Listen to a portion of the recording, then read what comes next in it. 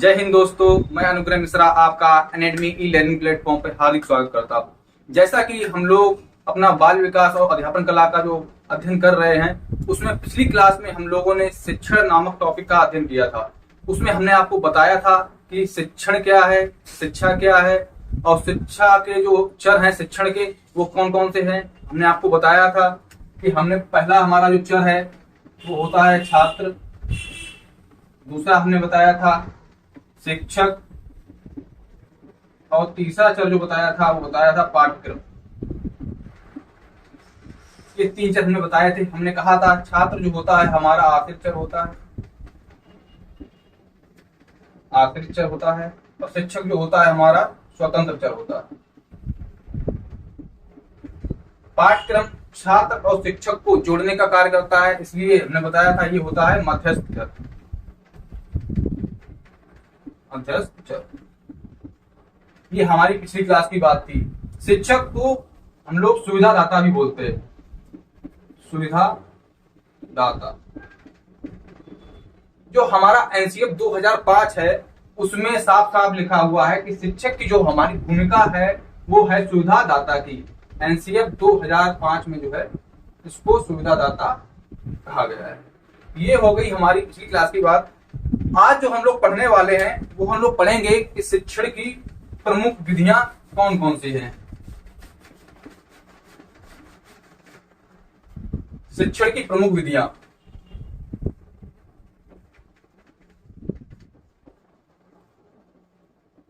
ये प्रमुख विधियां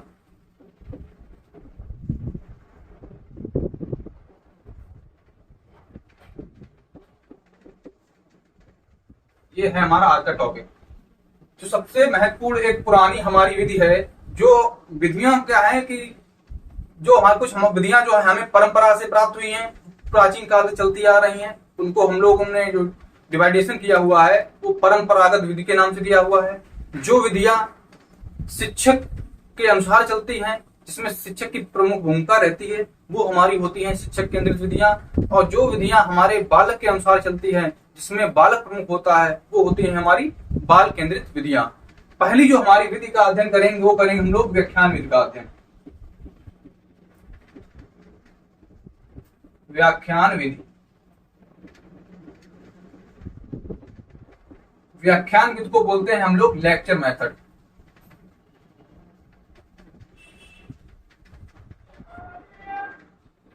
लेक्चर मेथड, व्याख्यान विधि जो है इसमें बना हुआ शब्द जो है वो बना है व्याख्या से। व्याख्या मतलब इसमें होता क्या है, टीचर या शिक्षक जो हम कहें वो पहले तो घर पे तैयारी करता है, अपनी पाठचर्या का निर्माण करता है, उसके बाद अपने वक्तव्य के माध्यम से, अपने भाषण के माध्यम से अपना ज्ञान विद्यार्थियों को संप्रेषित करता है।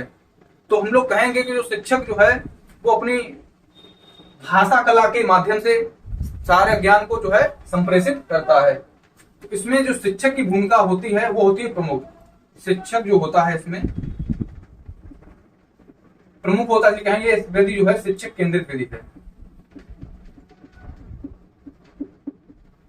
विधि है। तो हम कहेंगे शिक्षक ही सब जब इसमें सारे कार्य कर रहा है, तो यह जो इसमें जो शिक्षक कहेंगे कि हो गया वक्ता।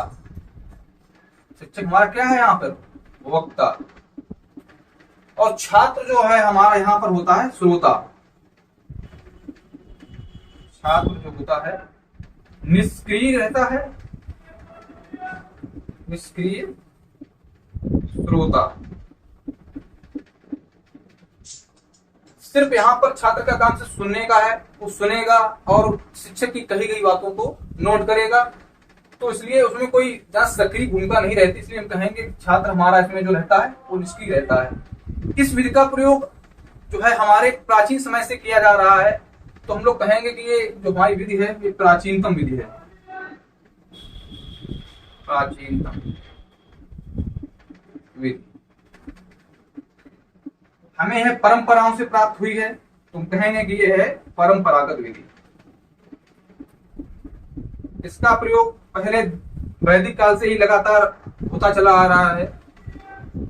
यह विधि पहले भी हमारे लिए बहुत उपयोगी थी, आज के समय में भी हमारे लिए उपयोगी है।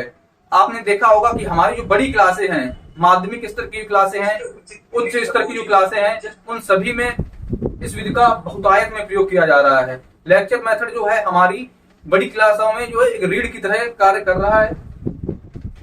तो इसमें होता क्या है कि जो है माध्यमिक स्तर पर, माध्यमिक स्तर पर और उच्चतर कक्षाओं में, हायर एजुकेशन में इसका प्रयोग बहुतायत में वर्तमान में किया जा रहा है। ये हो गई हमारी व्याख्यान विधि की बात। अब हम लोग जो अगली विधि का अध्ययन करेंगे, कहानी कथन विधि का। व्याख्यान विधि के जनक की अगर बात करें तो इसमें भी अरस्तु का नाम जो है आता है कि व्याख्यान विधि के जो जनक हैं वो अरस्तु महोदय ही हैं। तो आप लोग नोट कर लीजिएगा कि व्याख्यान विधि के जनक जो हैं अरस्तु महोदय हैं। अब बात करते हैं हम लोग कहानी कथन विधि की।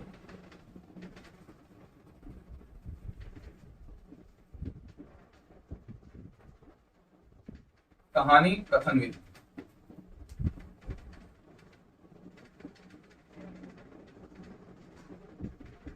Story method.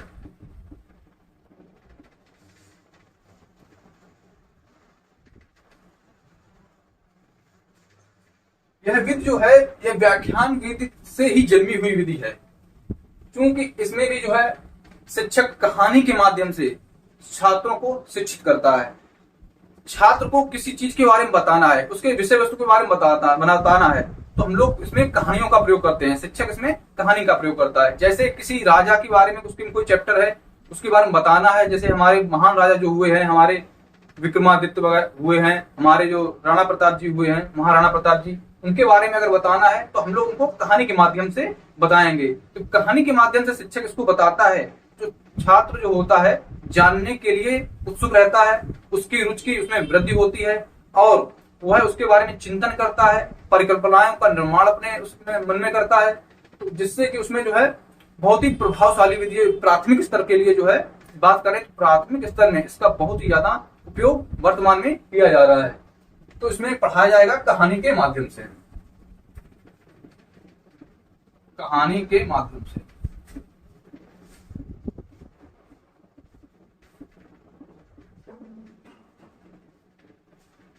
इसमें जो होता है ये विधि जो है हमारी, क्योंकि इसमें मनोवैज्ञानिक सिद्धांत जो है कार्य कर रहे हैं। डायरेक्ट इफेक्ट जो है ये विधि विद्यार्थी के मानसिक स्तर पर जाता है, सीधा इफेक्ट।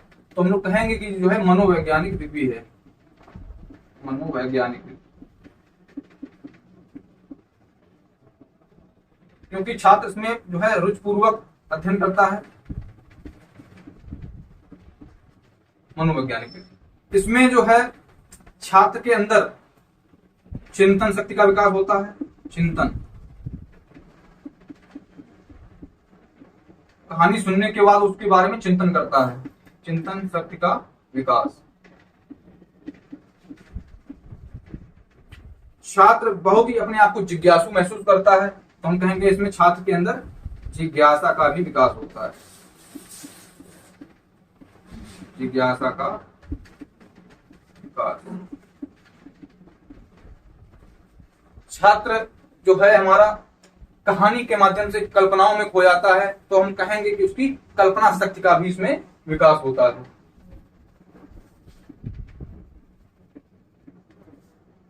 कल्पना शक्ति का विकास।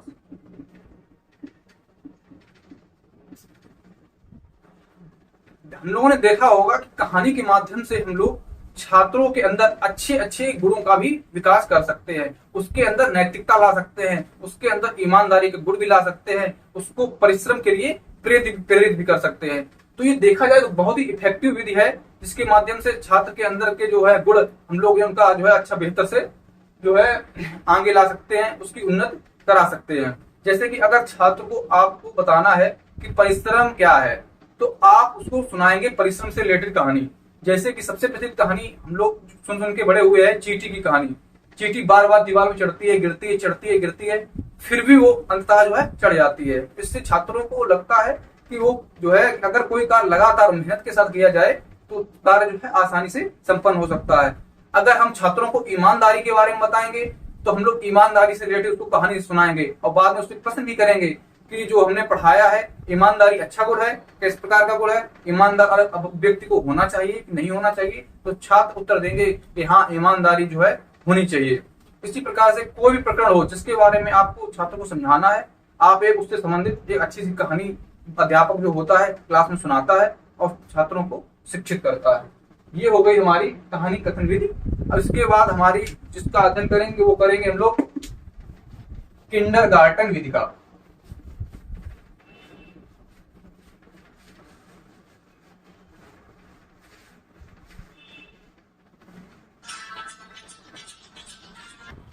किंडरगार्टन विधि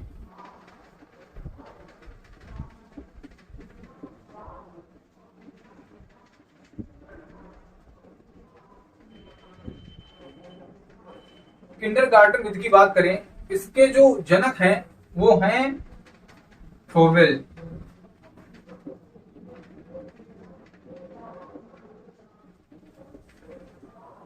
फ्रोबेल महोदय इसके जनक माने जाते हैं।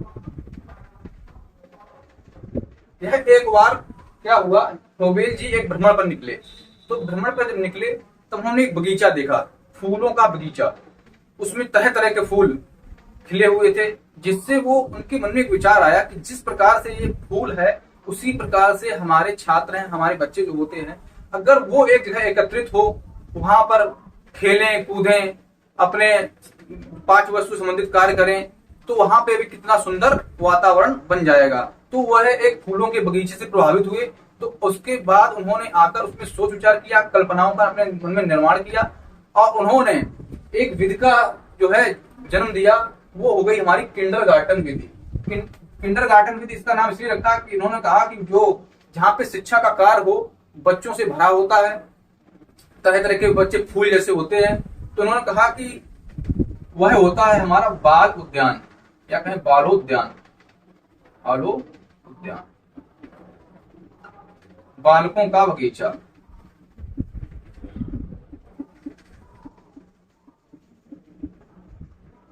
जहाँ फूल खिले होते हैं वो होता है फूलों का बगीचा, और जहाँ छात्र फूल की तरह जो है खिले हुए होते हैं, या कहें खेल रहे होते हैं, अध्ययन कर रहे होते हैं, तो हम लोग कहेंगे कि वह हो गया हमारा बालकों का बगीचा।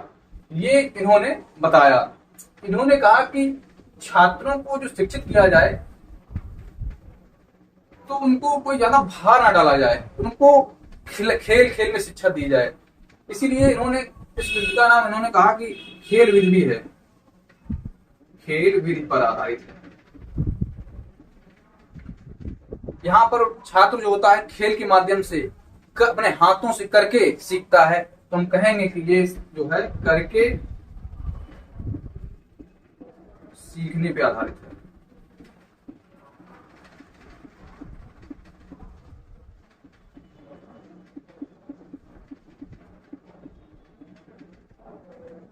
इस विधि में कौन कौन सी चीजें प्रयोग की जाती है? इसमें होता क्या है कि एक जगह पर सभी बच्चे इकट्ठे होते हैं और वहां पर बच्चों की पाठ्य वस्तु से संबंधित सारी चीजें उपलब्ध होती है। उनके जो जो विषय है उनसे संबंधित सारी चीजें मिलेंगी, जिसके माध्यम से वे अपना पूरा शिक्षण जो है, अपना जो अध्ययन है वो पूरा करेंगे। वहां पर बहुत सारे खिलौने होते हैं, विषय से संबंधित खिलौने,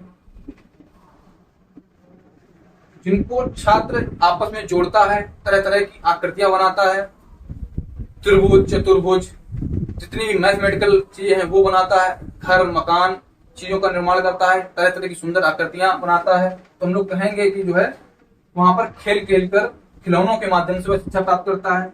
जब वह वहां पर अच्छा कार्य करता है तो उसके लिए वहां दिए जाते हैं उपहार। कई प्रकार के उपहार उस उद्यान में रहते हैं। जब कोई छात्र अच्छा कार्य करता है तो उसको उपहार के माध्यम से उसको जो है प्रोत्साहित किया जाता है। वहां पर शिक्षक और शिक्षिकाएं होती हैं हमारी, वो गीत के माध्यम से, गीत के माध्यम से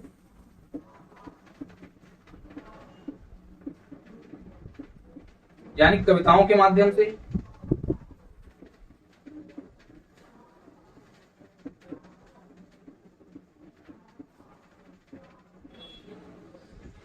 छात्रों को शिक्षित करने का कार्य करती है।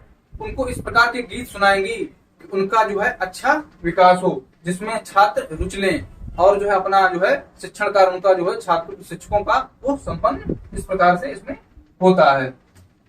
जो कि ये बहुत ही एक जो है वैज्ञानिक सिद्धांतों पर आधारित विधि है। इसमें छात्र की रुचि का ध्यान रखा जाता है, उसकी उत्सुकता का ध्यान रखा जाता है, उसका चिंतन देखा जाता है और सृजनात्मकता का विकास भी इसमें होता है। कहेंगे सृजनात्मकता।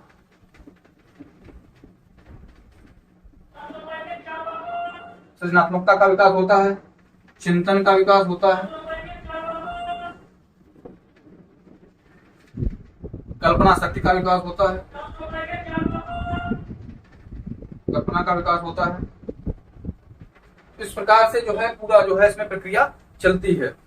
इसके बाद जो हमारी विधि है उसका अध्ययन करेंगे। डाल्टन पद्धति।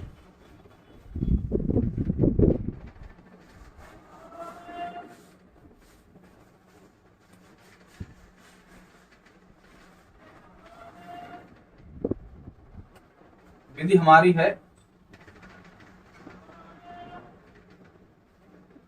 डाल्टन विधि।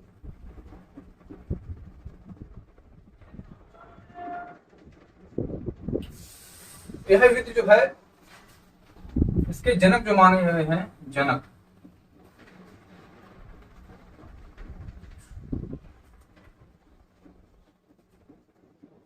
Miss Helen Parkhurst.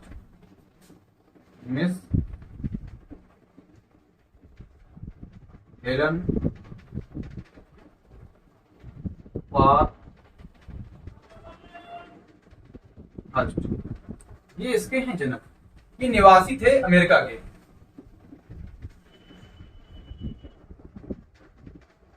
अमेरिका के निवासी थे। इन्होंने डाल्टन नामक शहर में, डाल्टन नामक स्थान पर, स्थान कहें या शहर कहें, इस विधि का विकास किया था। इसीलिए इस विधि का नाम जो है डाल्टन विधि रखा गया। इस विधि में क्या होता है,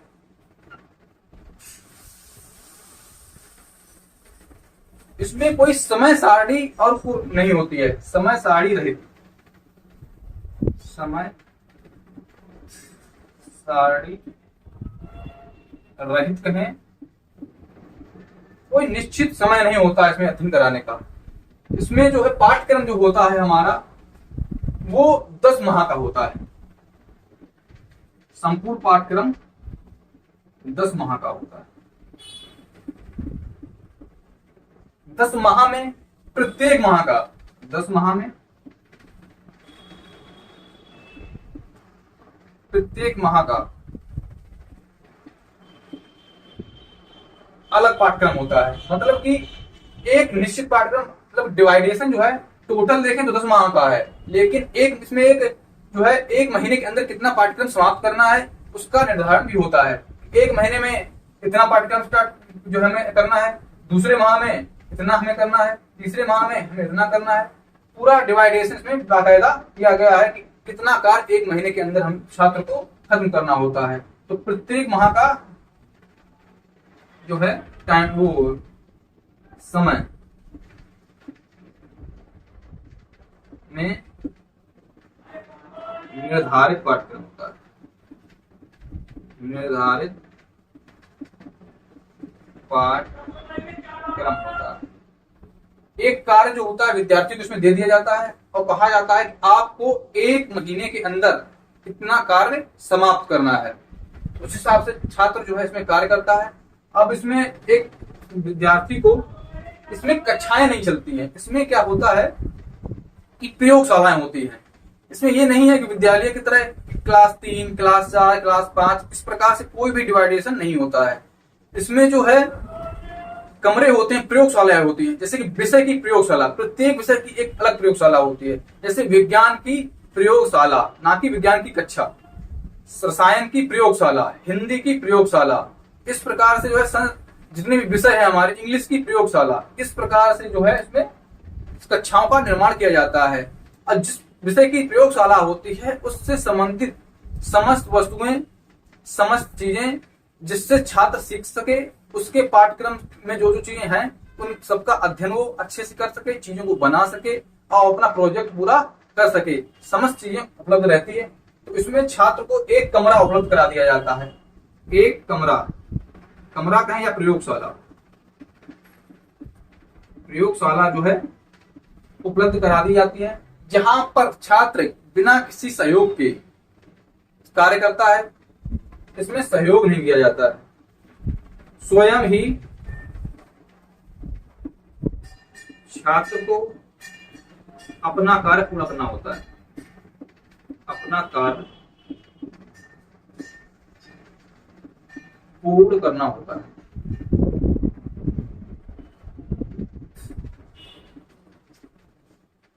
तो उसमें जो पाठ्यक्रम होता है उसको पूरा जो है छात्र स्वयं ही करेगा, बिना किसी छात्र की मदद से। ये नहीं है कि हम आपकी मदद कर देंगे, आप हमारी मदद कर देना, इस प्रकार का यहाँ पर कोई भी कार्य नहीं होता है। और इसमें सबसे प्रमुख बात जो है, इसमें जो पाठ्यक्रम होता है उसका जो है छात्र क्या ले लेता है, एक तरीके से ठेका ले लेता है कि इतना पाठ्यक्रम जो है हमें 1 महीने में समाप्त करना है। चाहे वह छात्र उस पाठ्यक्रम को 1 महीने का जो पाठ्यक्रम है उसको 10 दिन में समाप्त कर ले, चाहे 15 दिन में करे, लेकिन समय सीमा उसकी इतनी है कि 30 दिन का अगर समय दिया गया है तो 30 दिन के अंदर उसको जो है पूरा प्रोजेक्ट, अपना जो कार्य जो है वो पूरा जो है समाप्त करना रहता है। इसमें कोई ये नहीं है कि आपको 10 से 12 बजे तक का ही अध्ययन करना है, आप दिन रात जब आपका मन करे आप इसमें सीख सकते हैं। तो इसमें जो है अपनी प्रयोगशाला छात्र को सेपरेट रूप से दे दी जाती है, जिसमें छात्र इसका अध्ययन करते हैं। ये हो गई इसकी बात। और इसमें जो दोष पाया गया है, दोष ये रहा है कि ये बहुत ही खर्चीली विधि है, ये हर जगह जो है लागू नहीं की जा सकती है। जो जहाँ पर हमारा जैसे देश है भारत, यहाँ पर जनसंख्या की बहुत अधिकता है। अगर यहाँ पर प्रत्येक विद्यार्थी को एक प्रयोगशाला दी जाएगी तो बहुत सी प्रयोगशालाओं का निर्माण कराना पड़ेगा और उसमें छात्र जो है बहुत सारे, मतलब इकोनॉमिकली अगर देखा जाए तो बहुत ही महंगी विधि है, जो कि हमारे यहाँ इस टाइम संभव नहीं है। हाँ, विदेशों में इस विधि का भी उपयोग किया जा रहा है। ये हुई हमारी डायरेक्शन पद्धति की बात। अब हम लोग करेंगे दूसरी विधि का अध्ययन, समस्या समाधान विधि का।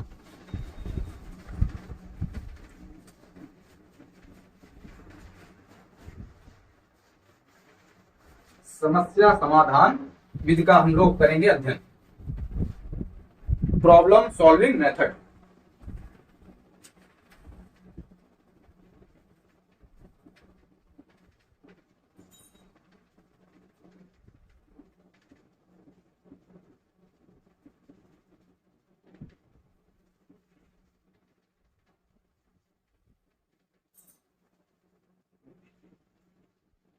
प्रॉब्लम सॉल्विंग मेथड,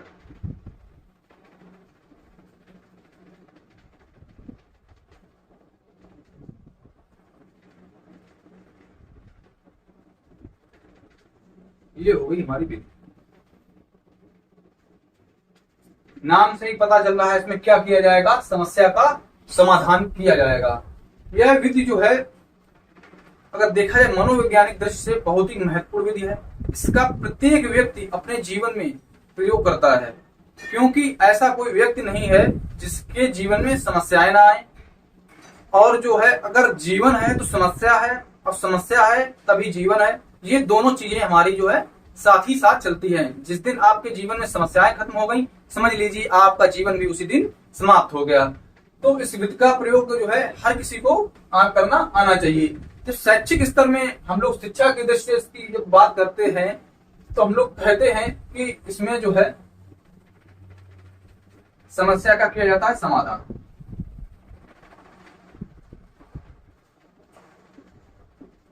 समाधान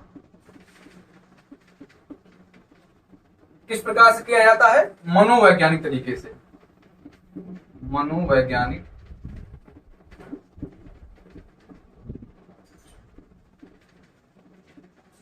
तरीके से। इसमें जो होता है छात्र की जो भूमिका रहती है वो रहता है सक्रिय। छात्र की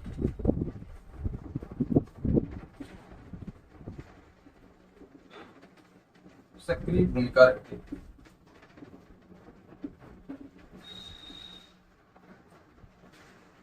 और छात्र स्वयं ही अपनी समस्या का समाधान छात्र को करना सिखाया जाता है। अपने हाथों से ही, अपनी बुद्धि से, अपने चिंतन का, अपनी कल्पना शक्ति का प्रयोग करके छात्र जो है समस्या का समाधान करता है। तो यह है हमारी करके सीखने पर आधारित, करके सीखने पर आधारित।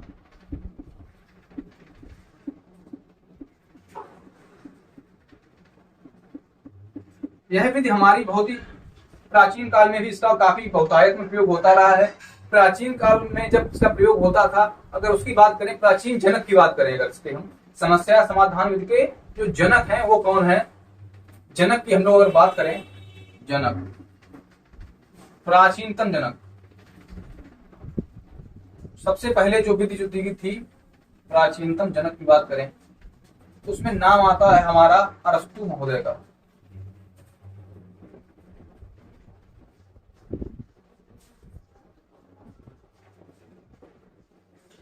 अरस्तु महोदय जो है हमारे इसके जो है जनक बता, सॉरी सुकरात जी,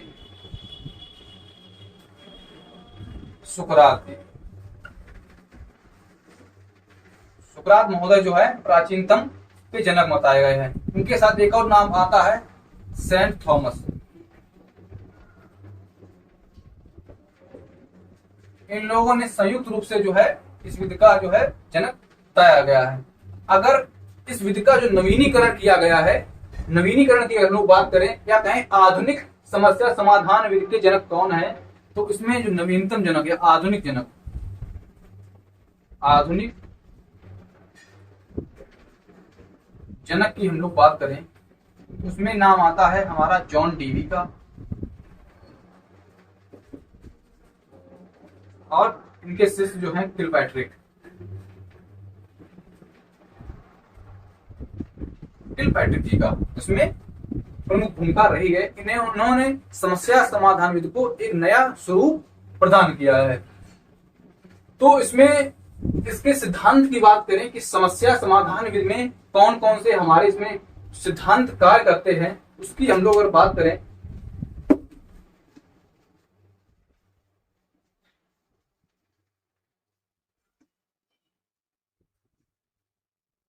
प्रमुख सिद्धांत की बात करें,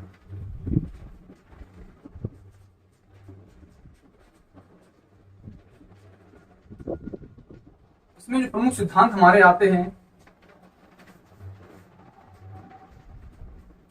पहला आता है इसमें मनोवैज्ञानिक सिद्धांत।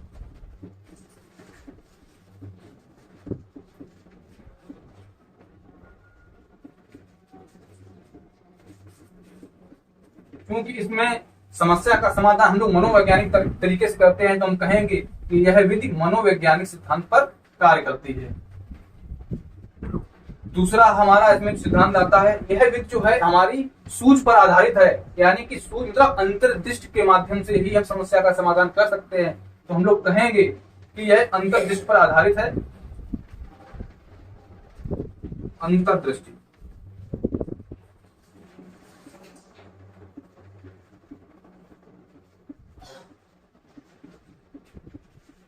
आधारित है। और अंतर्दृष्टि का जो सिद्धांत है उसको कहा गया है पूर्ण आकारवाद का सिद्धांत। हम लोग कहेंगे कि पूर्णता का सिद्धांत, पूर्णता का सिद्धांत इसमें कार्य करता है। पूर्णता का सिद्धांत का मतलब है कि अब कोई समस्या है, छात्र को अवगत कराना है, तो आप एक ही बार में उस समस्या से संबंधित समस्त जानकारी छात्र को उपलब्ध कराएं, ना कि टुकड़ों में। छोटे छोटे टुकड़ों में आप अगर समस्या का प्रस्तुतिकरण करेंगे तो छात्र जो है कंफ्यूज हो जाएगा, वो समस्या को अच्छे से समझ नहीं पाएगा और ना ही उसका अच्छे से कोई समाधान निकाल पाएगा। जितनी भी समस्या है उससे संबंधित समस्त तथ्य एक ही बार में छात्र को बता दिए जाते हैं, उसके बाद ही छात्र समस्या का समाधान करने के लिए जो है तैयार होता है। इसमें जो हमारा तीसरा सिद्धांत आएगा वो आएगा सामाजिकता का सिद्धांत।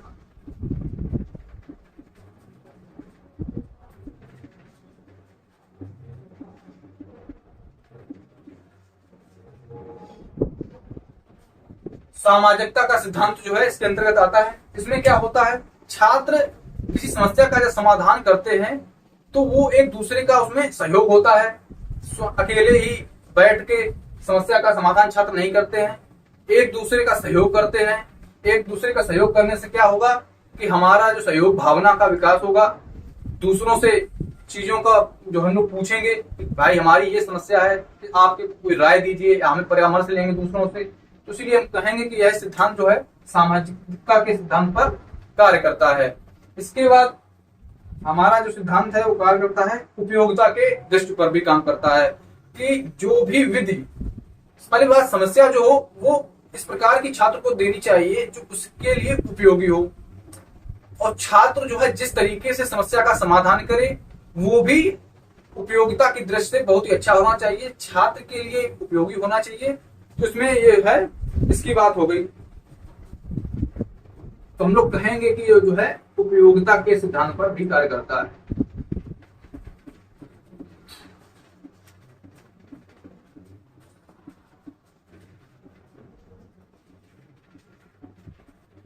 ये हमारा हो गया चौथा सिद्धांत। और पांचवा जो हमारा सिद्धांत है वह है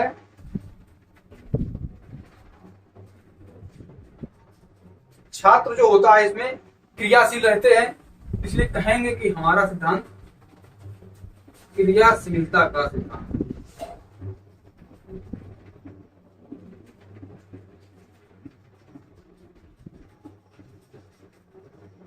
जब भी पूछा जाए कि समस्या का समाधान जो है वो हमारे कितने सिद्धांतों पर आधारित है, वह हमारी 5 सिद्धांत में कार्य करते हैं। पहला मनोवैज्ञानिक सिद्धांत, दूसरा पूर्णता का सिद्धांत, तीसरा सामाजिकता का सिद्धांत, और चौथा हमारा उपयोगिता का सिद्धांत और क्रियाशीलता का सिद्धांत।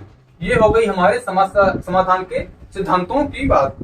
इसके बाद हम लोग जानेंगे कि समस्या किस प्रकार से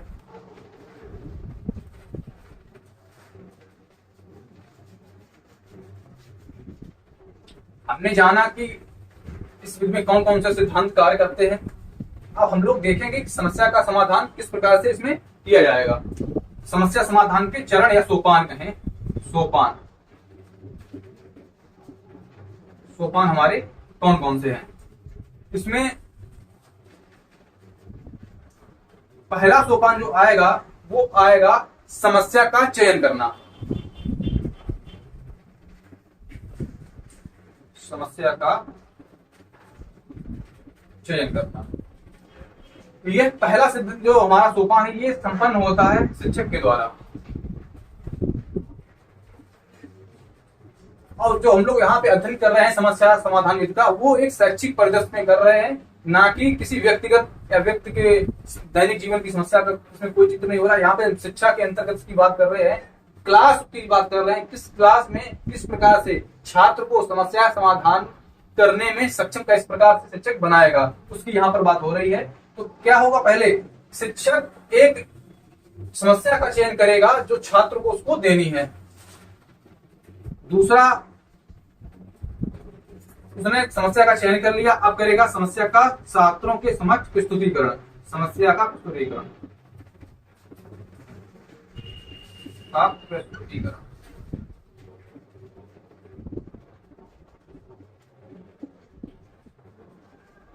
यह कार्य भी शिक्षक द्वारा ही संपन्न होगा। शिक्षक ने समस्या से छात्रों को करा दिया है अवगत, उनके सामने समस्या प्रस्तुत कर दी है। अब यहां से होगा छात्र का काम शुरू। छात्र क्या करेंगे, उस समस्या से संबंधित परिकल्पनाओं का निर्माण करेंगे।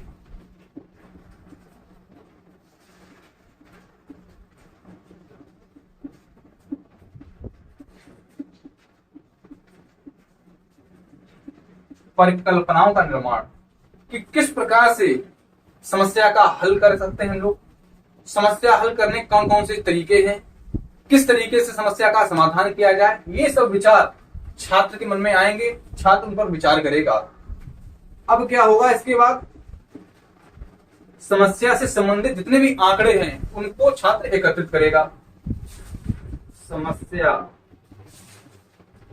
से संबंधित आंकड़ों का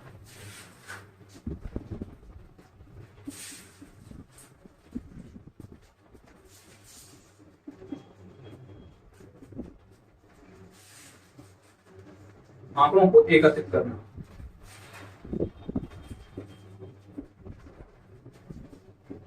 यहाँ पर छात्र ने समस्त आंकड़े जो है वो एकत्रित कर लिए।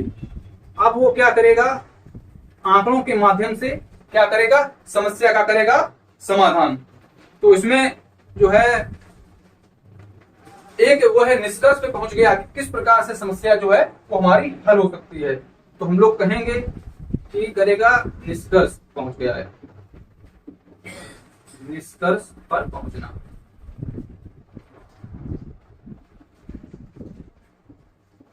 उसने निष्कर्ष निकाला कि इस प्रकार से समस्या का जो है समाधान हो सकता है।